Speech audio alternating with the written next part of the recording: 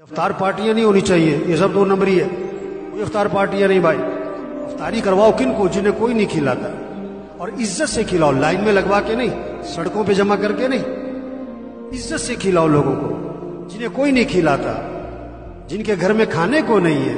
عزت سے گھروں میں راشن پہنچاؤ اور اپنی سعادت سمجھ کے پہنچاؤ، اور ان کا احسان سمجھو کہ آپ سے لے لیا.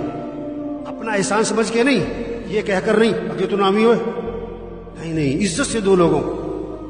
یہ افطار پارٹیوں کا مہینہ نہیں ہے تو عدلے کے بدلے ہو رہے ہوتے ہیں. اس نے افطاری کی میں بھی افطاری کراؤں، اس نے یہ بنایا تھا میں بھی بناؤں. نہیں. افطاری کا وقت کس لیے؟ مانگو اللہ سے، ہر گھر میں فضا بنے.